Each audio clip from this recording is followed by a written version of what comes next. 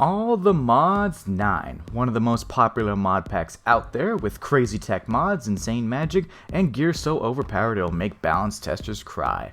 All this and more with one single goal, the All the Mods Star and Creative mode. That's two goals, but you get what I mean. A culmination of your skills in the mods within the pack, requiring completing over 100 different mods to their fullest. Create, Mystical Agriculture, Apotheosis, Blood Magic, Cataclysm, and much, much more. Fortunately, I'm not doing this alone. I have a server full of friends to ease the journey to the star. I am Bedrock Burger, your local Kento Nanami Stan kind of guy, and enjoy this journey with me as I take you through as many mods as possible over the course of the next few months. Before we begin, however, this mod pack with all its mods may tend to get confusing.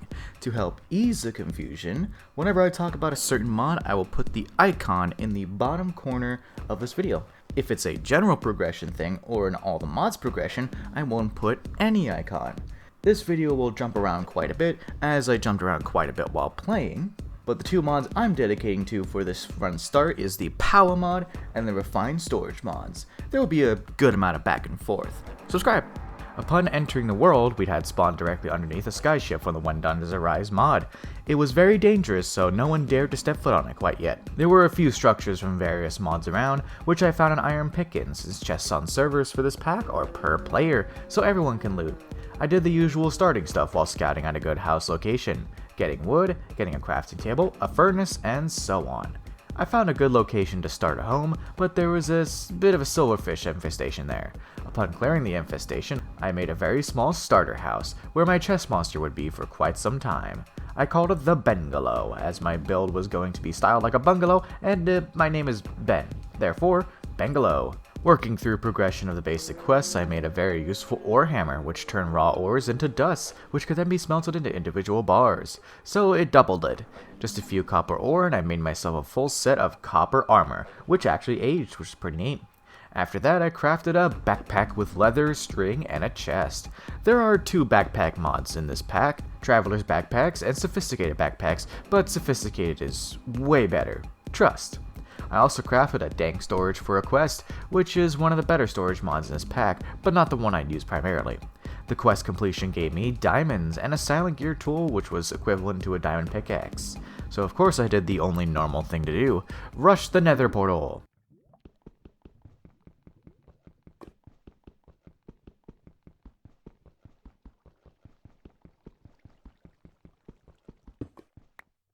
I needed a lot of quartz to get the refined storage going, as two of the prime materials for are quartz enriched iron, made with quartz and iron, and silicon, which is quartz smelted in a furnace. I also spotted some vibranium just hanging out about 50 blocks from the portal. It's an ore that is a higher tier than allthemodium, which is above netherite. I marked the location and got to work on starting refined storage. The main downside to actually getting into this mod when starting out is that there is a lot of microcrafting, at least until you unlock autocrafting. Not on the scale of Greg Tech, but there's a lot of tiny things you need to do to get it going. Just the controller takes quite a bit of small things to make it. Make the silicon, make the processor binding, then make the processor, smelt the processor, then make a machine casing, then you need power to actually run it. So I got to work on the Power mod, using charcoal, clay, and a lava bucket to make dielectric paste, the foundation of everything in the Power mod. With it, I made a Furnator, which used burnable materials as fuel to generate power. Power in this pack comes in many forms, but most commonly FE per tick and RF per tick. They're the same thing and work interchangeably. The Furnator was just enough to power the controller on refined storage, so I expanded the storage by adding a grid, which is a block that is added to your network that allows you to access your items placed inside. I also made the first of many storage parts, the 1K storage part, which can hold 1,000 items. I moved as much as I could, then got distracted by a mining adventure. A few other server friends were hunting an ancient city using an ancient compass, which pointed towards ancient cities. We absolutely found one and set up a waystone to it. Unfortunately, there was not a single block of suspicious clay, a block that needed to be brushed to get a smithing template for netherite to allthemodium. But after the adventure and a couple of deaths, I got to setting up a villager trading network. In this pack, you can shift right click a villager to just pick them up. I grabbed a few from a nearby village, placing them in a box for easy trades, easy breeding, and easy iron farm. I then went with Swede and Lord Ike into a dungeon, finding a bunch of early game loot, including some bunny slippers, which negated fall damage and gave jump boost too. Really nice equipment. The dungeon ended in a cave, and exploring it, we found our very first Allthemodium ore in a section of the Deep Dark.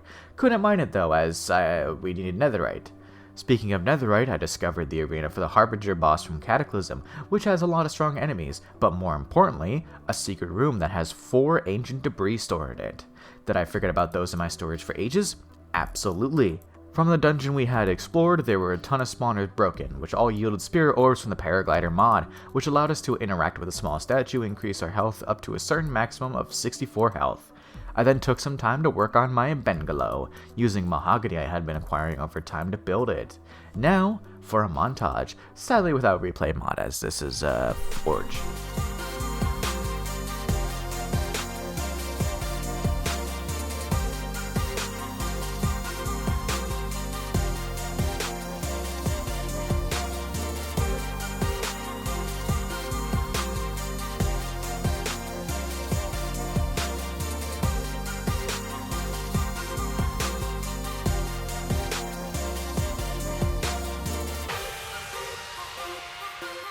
2 hours of building done and dusted. I now had a place to call home.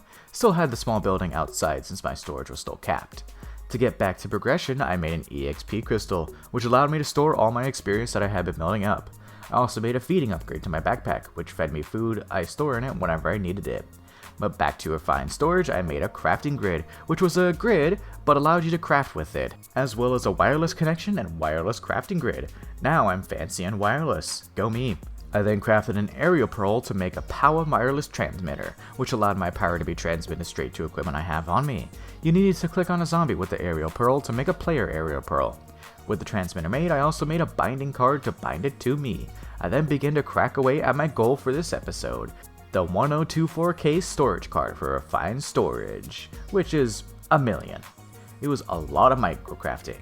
Make the processor binding, make a storage part, combine 3 storage parts into a bigger one, run out of resources, go resource gathering, cry in my bungalow, make storage parts, combine, resource gather, combine, smelt quartz, repeat, repeat, repeat, regret not setting up auto crafting earlier, storage parts, combine, smelt processors, repeat, repeat, repeat.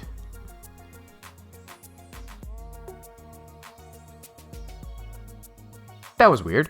Anyways, back to normal. I finally felt confident enough with full diamond gear to take on the skyship at spawn. Up there I found an insane amount of loot, multiple golden apples, several netherite ingots, and even a netherite pickaxe. Absolute god tier loot from that one skyship. With the pickaxe, I mined the Allthemodium I had found earlier, as well as another batch in the first ancient city we found. With the ore in hand, I doubled it with the ore hammer, then used the nuggets of Allthemodium to make a teleport pad to the mining dimension. A flat world that had layers, overworld, nether, and end. You can find all ores there except vibranium and unobtainium. I didn't stay long though, as I had other things to craft, such as a structure compass, which would point to any structure you input. Very, very big leap in progression with just these two. But I needed to work on other things, like power again. See what I mean when I say jump around a lot?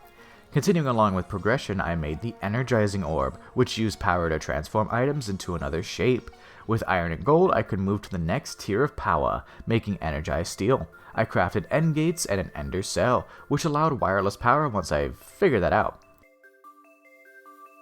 I crafted a thermo generator, finally swapping away from the Fernator.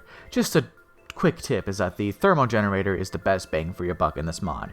It makes a bit of power, especially with the right material underneath it, not as much as the nuclear reactors, but it makes quite a bit. I started with the magma block underneath it, and to use the newfound power, I upgraded my furnaces to emerald tier and made factory upgrades so they used power instead of fuel and had 6 slots each. I upgraded them to obsidian furnaces so they're even faster and made a hardened tier thermo generator to keep up with the demand of power. I also put lava underneath it to get the output up to 100%. The power is pretty stable now, so back to refined storage I go, making the first of 3 256K storage units that I need to get into the 1 million storage. I also made an autocrafter finally, which used patterns input into a pattern grid to allow autocrafting. You could simply request the number of the item you want, and it would automatically make it for you. The crafter stores all the patterns you make and adds them to your overall network. It's as easy as clicking a few buttons to craft a ton of items automatically. I then upgraded power even more using the energized orb to convert blaze rods into blazing crystals, the next tier up from hardened. Placing a block of this crystal underneath the thermo generator increases output by a huge amount, the highest I could get until I reached the other dimension. I also made a blazing thermo generator too, upping power production even more. Enough to last me for a while. I then made a trade with my buddy Kanjeko, use of the structure compass in exchange for a netherite smithing template. I didn't have a template yet, so I wholeheartedly agreed. Trade done. Upon returning to my bungalow, I grabbed a potion of redstone sight and went to the mining dimension, absolutely tearing it apart to get as much redstone as I could manage in the 8 minutes that I had. I looked into crafting more of these sight potions and made a gold sight one since I was also low on gold. As I was mining for the gold, I actually found some aluminium ore, and I hatched an idea. There does in fact exist a sight potion for aluminium, allowing me to see the ore through walls. It lasts 4 minutes, and with a single potion that I crafted, I got 62 ore, so 124 bars with the ore hammers.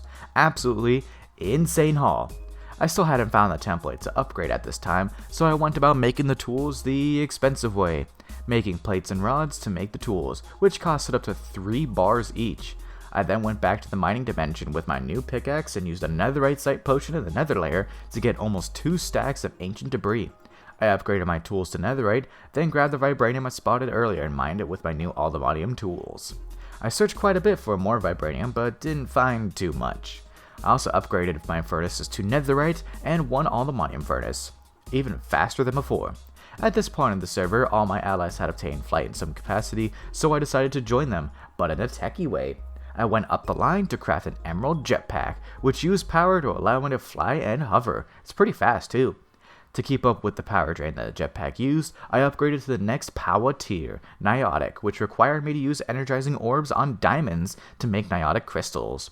I made the Niotic thermo generator, but unfortunately no, the Niotic crystal blocks don't increase the output of the thermo generator when placed underneath it.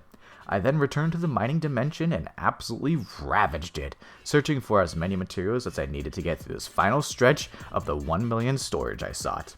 Whether it be redstone, gold, diamond, quartz, I mined it all.